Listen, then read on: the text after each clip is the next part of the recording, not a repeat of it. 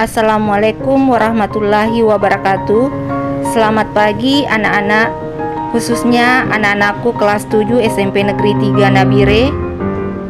Bagaimana kabar hari ini? Semoga kita semua dalam keadaan sehat walafiat, bahagia selalu.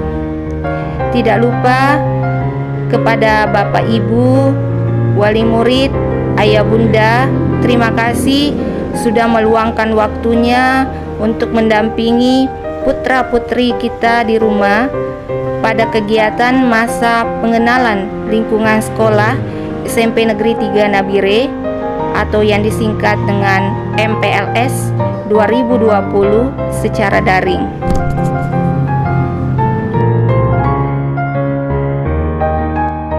Perkenalkan, saya Nirwana Ramli akan memberikan materi tentang pengenalan kurikulum 2013. Sebelum membahas lebih jauh bagaimana kurikulum di SMP Negeri 3 Nabire, pertama-tama harus memahami terlebih dahulu pengertian daripada kurikulum. Pengertian kurikulum sesuai dengan Undang-Undang Nomor 20 Tahun 2013. Kurikulum adalah seperangkat rencana dan pengaturan mengenai tujuan, isi, dan bahan pembelajaran serta cara yang digunakan sebagai pedoman penyelenggaraan kegiatan pembelajaran untuk mencapai tujuan pendidikan tertentu.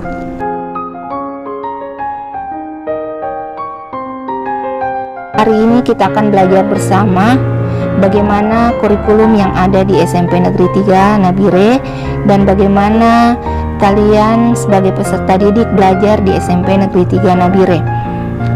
Kurikulum yang ada di SMP Negeri 3 Nabire menggunakan kurikulum K13 atau kurikulum 2013.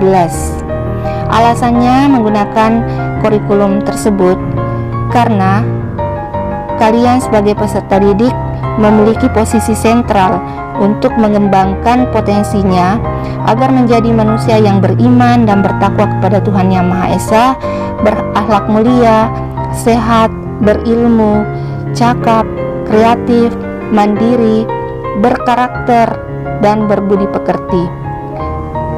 Menjadi warga negara yang demokratis serta bertanggung jawab terhadap lingkungan. Nah, agar kalian menjadi manusia yang berakhlak mulia, kreatif, mandiri, bertanggung jawab, dibutuhkan apa dari kalian? Yang dibutuhkan adalah suatu kompetensi. Kompetensi apa? Kompetensi yang dimaksud adalah keterampilan 4C. Kalian harus bisa berkomunikasi, bisa bekerja sama, berpikir kritis, dan bisa memecahkan masalah. Itulah yang dimaksud dengan keterampilan 4C. Untuk memiliki keterampilan 4C maka dibutuhkan apa lagi? Ada PPK. Apa itu PPK? PPK merupakan penguatan pendidikan karakter. Yang diutamakan dalam hal ini apa? Yang pertama, religius. Jadi, kalian dalam hal agama harus betul-betul, baik muslim, non-muslim. Saya yakin semua mempunyai agama dan keyakinan masing-masing. Yang kedua, nasionalisme. Jelas, kalian dalam negara Indonesia untuk bagian nasionalisme seperti apa? Salah satunya adalah cinta tanah air dan bangsa. Yang ketiga, mandiri. Kemandirian kalian di SMP Negeri 3 harus ditingkatkan dalam segala hal. Yang keempat, gotong royong. Kalian harus bekerja sama antar teman, antara bapak dan ibu guru yang ada di sekolah. Yang terakhir, integritas. Integritas adalah kalian harus memiliki pribadi yang jujur dan berkarakter yang kuat. Selain PPK apalagi kalian butuhkan untuk literasi. Literasi bukan hanya membaca. Literasi banyak hal yang perlu kalian pelajari. Jadi, intinya kalian harus suka mempelajari hal-hal yang baru. Bisa membaca, bisa berhitung, serta banyak hal yang akan kalian pelajari di SMP Negeri 3. Anak-anakku, dalam proses pembelajaran harus seperti apa. Nanti kalian dituntut untuk mempunyai skill yang bagaimana?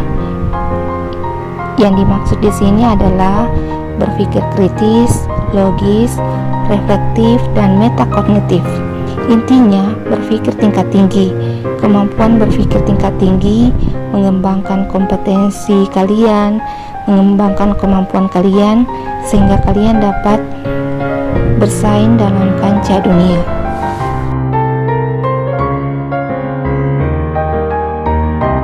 Di SMP Negeri 3 Nabire, apa yang harus kalian persiapkan? Apa saja yang harus dinilai? Karena kita menggunakan kurikulum 2013 atau K13, maka ada 4 kompetensi yang akan dinilai dari kalian. Kompetensi apa saja? Kompetensi yang pertama dinamakan kompetensi spiritual, disingkat KI1. Yang kedua, kompetensi inti, dalam hal ini sikap sosial. Dalam hal ini yang dinilai adalah bagaimana sikap kalian dengan teman kalian, bagaimana sikap kalian dengan bapak ibu guru kalian, bagaimana sikap kalian dengan orang tua di rumah. Itu termasuk dalam penilaian sikap kompetensi KI2. Selanjutnya, kompetensi yang ketiga adalah kompetensi pengetahuan, disingkat dengan KI3. Di dalam KI3 ini yang nantinya akan dinilai yaitu berupa penilaian harian, bisa berupa tugas, kemudian penilaian harian. Penilaian harian yang dimaksud di sini yaitu dari satu mata pelajaran, jika satu KD sudah selesai, maka akan dilakukan namanya PH atau penilaian harian. Jika dalam satu KD, Bapak Ibu Guru juga akan memberikan penilaian tugas. Di dalam satu semester ada 6 bulan, kemudian dalam pertengahan semester itu, jadi dalam 3 bulan sekali ada pelaksanaan PTS, yaitu penilaian tengah semester. Selanjutnya di akhir semester ada pelaksanaan penilaian akhir semester untuk semester 1 dan pelaksanaan penilaian akhir tahun untuk semester 2. Kegiatan-kegiatan ini tercantum di dalam kegiatan KI3. Selanjutnya KI4. KI4 yang dimaksud di sini adalah keterampilan. Apa saja yang dinilai di dalam KI4? Yang dinilai dalam KI4 ini adalah kegiatan kalian saat praktikum bisa, kemudian melakukan proyek bisa, atau portofolio, tergantung dari Bapak Ibu Guru yang mengajar pada mata pelajaran di setiap kelasnya. Nah, berikut ini ada beberapa rentang nilai yang dipakai di dalam penilaian KI1. Yang masuk KI1 di sini adalah penilaian spiritual dan sosial, sedangkan KI3 untuk penilaian pengetahuan, dan yang terakhir KI4 untuk penilaian keterampilan. Kalian bisa melihat rentang nilai yang kalian bisa baca di layar berikut ini.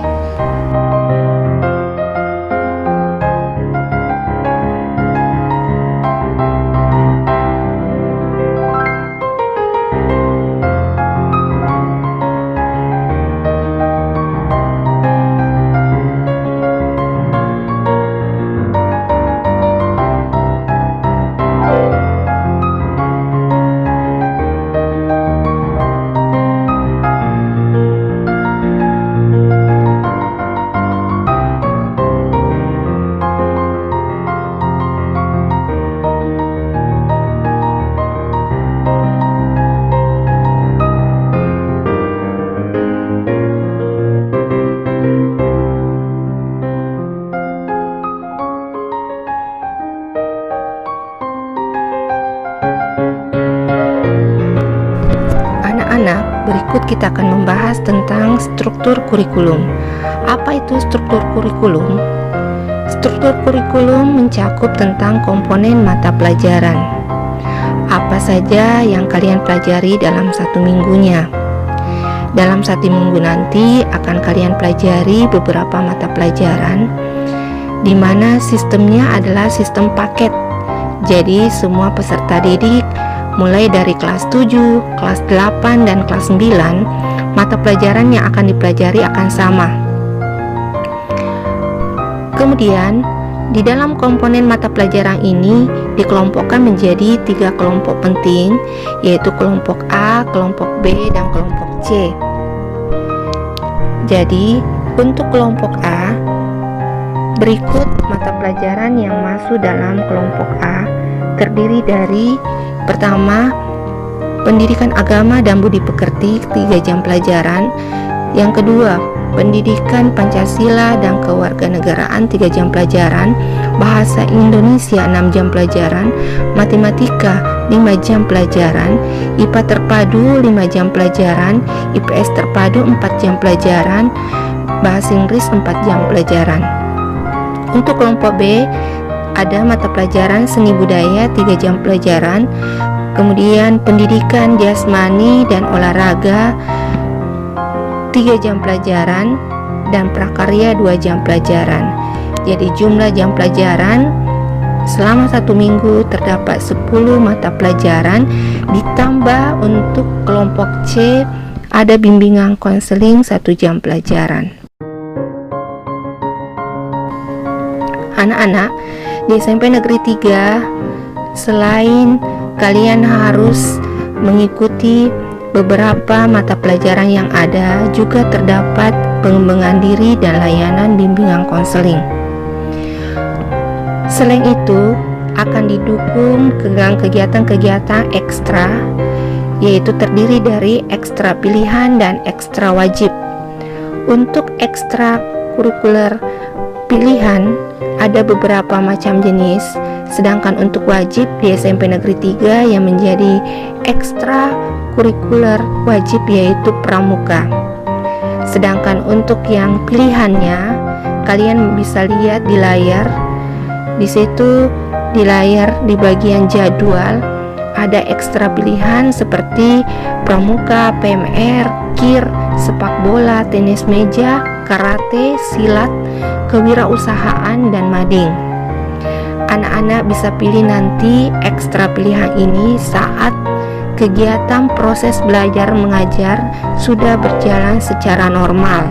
Artinya kita sudah bisa datang ke sekolah secara tatap muka supaya kegiatan ini bisa berjalan dengan baik.